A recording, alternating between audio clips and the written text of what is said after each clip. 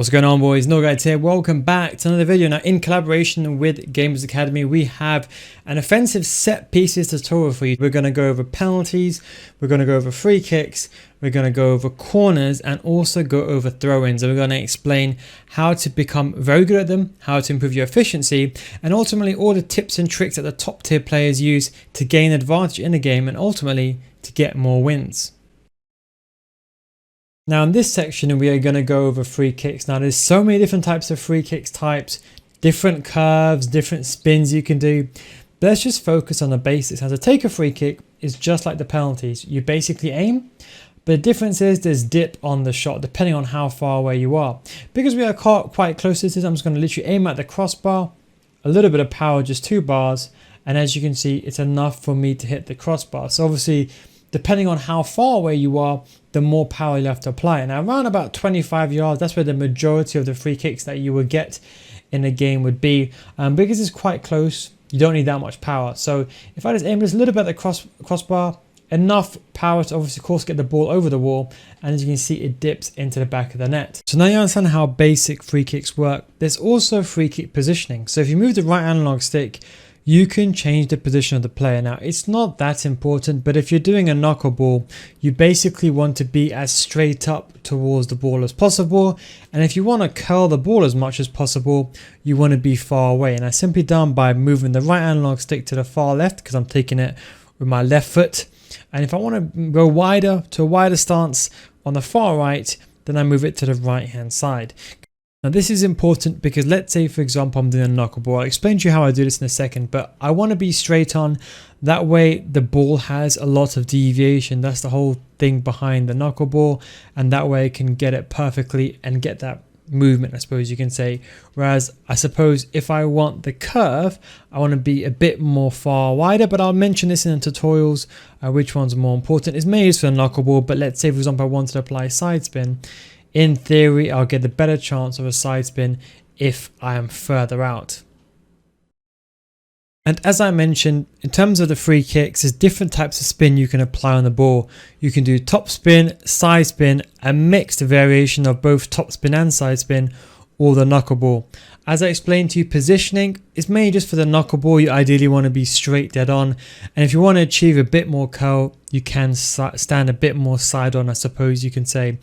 The most important thing is this is what's used to apply spin to the ball. So after you take in the free kick, you either apply top spin, side spin, mix, or knuckleball, or none at all. So that's what's different from a basic free kick. A basic free kick is just a free kick itself, but you can apply spin on the ball. And as you can see, these are the examples on the screen. And I'll go through these, but first we're going to go through a top spin example. Now before we get into any complicated free kicks, most free kicks are going to be taken within the 20 to 30 yard region. That's where you're basically going to win a free kick. And what you want to do is in this situation, you want to do a top spin. Now this for me is the most consistent and the most easiest free kick to do to get it into the corner to make it basically unsavable. Now to do top spin, move the right analog stick down, and then you go up again like so. You see you get that downwards animation as you can see on the reticle. That's exactly what you want. And basically what you want to do is you see where the goalkeeper is, you want to aim on the opposite side, the side where there's more space to aim at, and you want to move your left analog stick completely up. So you're maxing it out and you want to basically aim just above the goal. 2 bars of power, down and up, and very simply it normally goes into the corner. This is the easiest free kick that anyone can learn, and it's probably the most effective, because most of the time the free kicks are going to be so close outside the box. You can see for example like here, left analog stick all the way to the top, aiming towards a corner where I want the ball to be.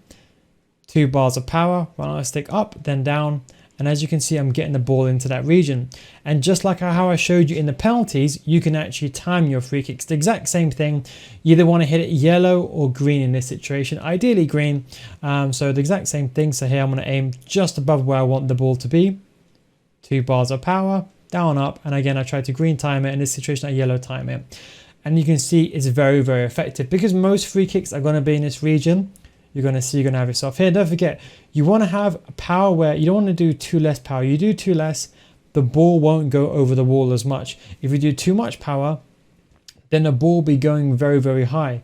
So it's a vicarious, I would say, system where you have to assume that your opponent's wall is going to jump as well. So what I would say is that you aim into the corner you want to go, hold left analog stick up, 2 bars of power, like that, green time it, and normally goes into the corner. So very, very fast. I'll just show you a few more examples. So you can see here, this is with a double wall. Again, aim where the ball I want to be, 2 bars of power, green time, and as you can see, it goes into the corner. And this is probably the most effective solution. Obviously, you want to get the free kick taker with the best free kicks. And don't forget, inside the game, of course, you can change the free kick taker. We're going to do one final example with the wall being elevated up to emulate the wall jumping.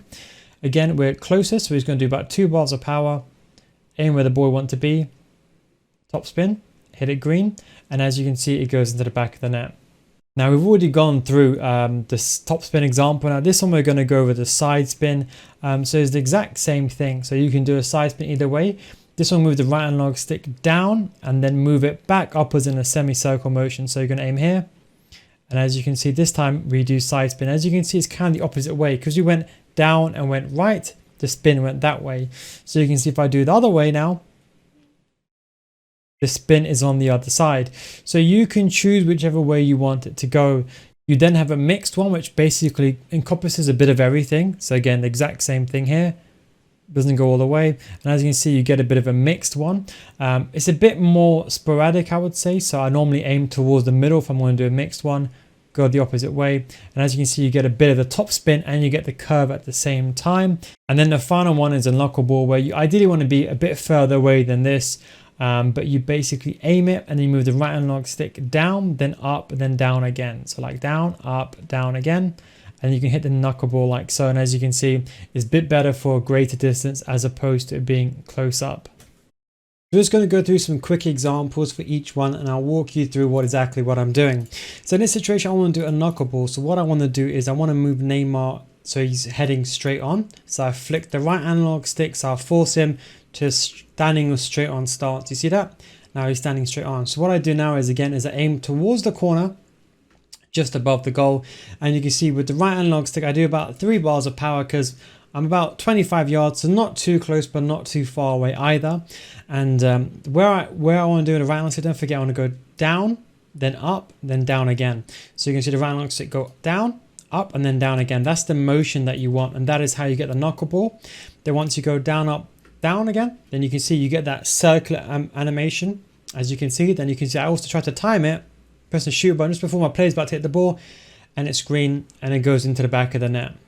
So in this example, we're going to be using top spin. So again, like I showed you in training, you just aim just above the goal where you want the ball to be. So I want the ball to be basically just in this corner like so. I aim there, I apply the shot, and don't forget, with the right analog stick, you want to go, don't forget, down, then up again. So down and then up again. And then you'll get this kind of downward facing arrow on the reticle. That's exactly what you want. And then here you can see I tried to time it, get the timing, and unfortunately I just missed the timing, but you can see that goes into the back of the net. So just a reminder again, there, try to get the timing, missed it, but it still went into the back of the net, and that's an example of the one with the top spin. The next one I want to go over is the side spin. In this situation, we want the ball to spin inwards. So we're aiming outside of the ball. This is good for going for the opposite post as opposed to doing top spin here, going for the opposite side. So we aim outside the goal, we apply a bit of power, and likewise is the exact same thing. But you see with the right analog stick, we apply the spin like this. And that kind of motion, so you're going down and then you're flicking around because we want the ball to spin, of course, towards the right hand side. So we focus on the right analog stick at the bottom of the screen. I'll show you one more time. Press play, down, then it goes all the way around, top left. And as you can see, you get that arrow, as you can see, and that means that the ball is going to be spinning into that direction. And as you can see, it goes into the top corner. And the last thing we want to go over is the mixed one. It's the exact same thing. So we're aiming just about, because in this situation, we want it to go top spin, and we also want it to curve this way. So what we do is we go down, instead of fully extending like the last one for the side spin, we basically go halfway. So you don't fully extend the right analog stick. It basically just stays in the middle area. So you can see, for example, here, about 2 bars of power. Then you can see the right analog stick down, but I don't fully extend it. Just go around. As you can see there, that means that it's spinning a little bit, but it's also dipping down. And as you can see, that perfectly goes into the back of the net. And that is the offensive set pieces tutorial. Thank you very much for watching. Don't forget, as a recap, we went over the penalties, throw-ins, corners and free kicks. And don't worry, now it's time to take your controllers and practice on the field yourself. Remember, practice makes perfect. I'll catch you in the next episode.